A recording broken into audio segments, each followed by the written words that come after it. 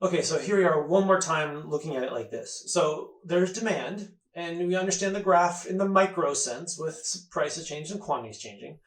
And here on the macro sense, it's the entire economy, the circular flow. There's aggregate demand. With demand, there are different markets, and these different markets can affect each other, but they have different quantities and prices. With aggregate demand, it's putting all of these together into one big graph. So the key thing to understand is over here, if one price changes, one quantity changes, another quantities change, it adjusts things. But over here, we're adding all of it together. So 10 of these markets might be quantities going down. 5 of them might have quantities going up. So we aggregate them together, and the net effect says over here and goes, look, the economy is going down. It doesn't mean every market is going down, but most of them are going down. That's a key thing.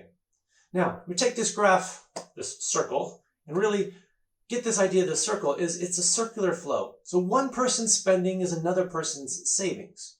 What we want to do with aggregate demand is we want to count all the spending that's happening in the economy. We'll call spending the demand side of things. But the difficulty is it's a circle. So you spend money over here, that's that person's money over there, which goes over there, which then goes to that person, which goes to that person. You can't count all of it because they end up counting the same thing multiple times. So really what we want to do is we want to pick certain parts of this circle and just count those.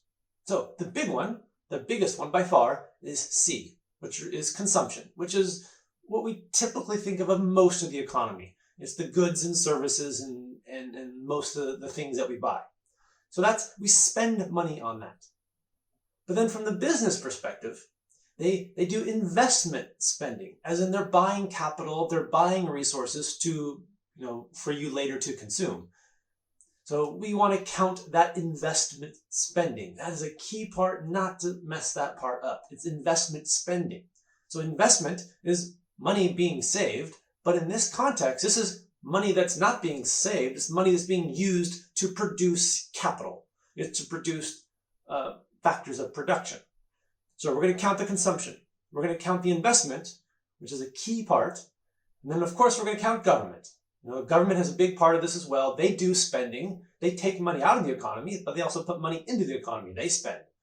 And they help to adjust these things in the Keynesian worldview.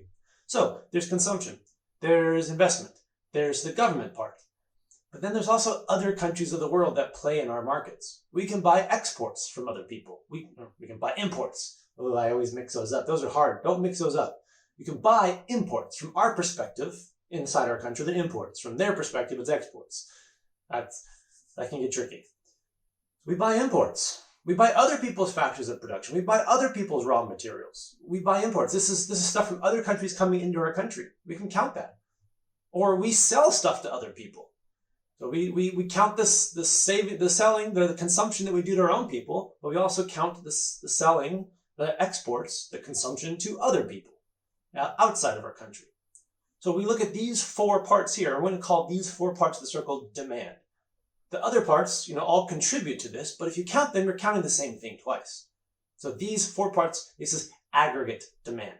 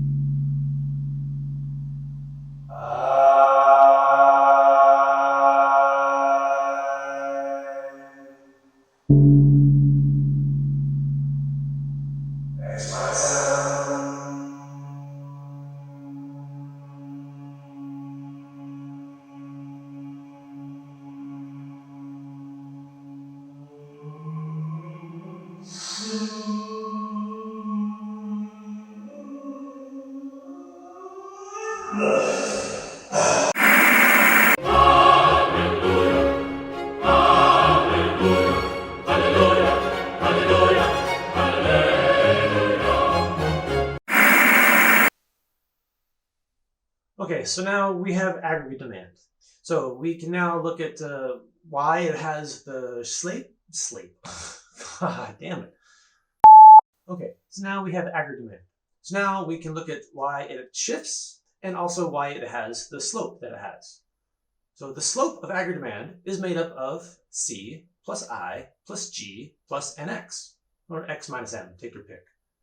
Now the reason the line shifts is because of C plus I plus G plus X minus M, or take your pick, or NX. Now that might sound kind of confusing because the reason for it to shift and the reason for the slope are the exact same reasons.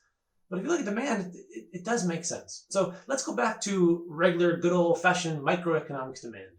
And remember that one, it had a slope to it. And remember why it had reasons it shifted and why it had its slope. So you have a decision to buy something. Whenever you buy something, there's two effects that can happen. You either really like this thing, or maybe you don't like this thing. Maybe you have more income. There's some reason that's not related to the price that would cause the shift of the demand.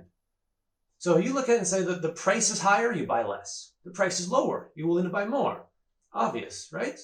But then you also might buy more because there's more customers there, or you really like this thing, or there's more income, or some other reason like that. So it's very, very similar here with aggregate demand. Same idea, where it's these four components, it's how they relate to price and also why they don't relate to price. So for example, let's look at C, consumption. Very, very similar to demand. So you might buy something because it's cheaper, or you'll buy less of it because it's more expensive. If you have inflation, you'll buy less. So there you have your slope. You might have more income. You're following those animal spirits and the economy's doing better. So you might buy more of those things. It has nothing to do with the price. You can apply this exact same logic to all the other ones. So maybe you're willing to invest. You see the economy is doing well and people are buying things and you're an animal. You have those animal spirits and you're following. And it doesn't matter the price level. You see profits there. You'll be willing to invest. And at the same time, you also do have to factor in the price. So if there's less inflation, you get to keep more of your profits. Your real money feels stronger. You might do more investment. But if inflation is high, then what's the point? You don't feel like your money is as powerful. You're not making as much income. You might decide to do less investment. Same thing happened with G. Now I'm going to put G off to the side because that's a whole topic all by itself. G shifting and things, but we really will talk a lot about G shifting. But then the last one with NX is the same thing. NX is just like C and I. The only difference is with C and I, we're counting the people inside our country, and with NX, we're counting the people outside of our country. So these people would like to buy more of our stuff because our stuff is cheaper. That's along the slope.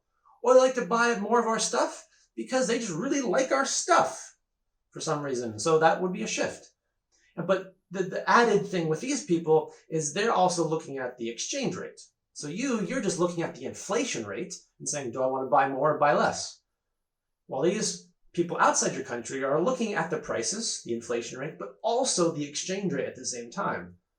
So they're doing the same thing, they're just a little more complicated with it, but it's the same exact thing. So the slope and the shift, both are about C plus I plus G plus NX. Movement with prices, shift is not prices, just like before demand. Okay, bye.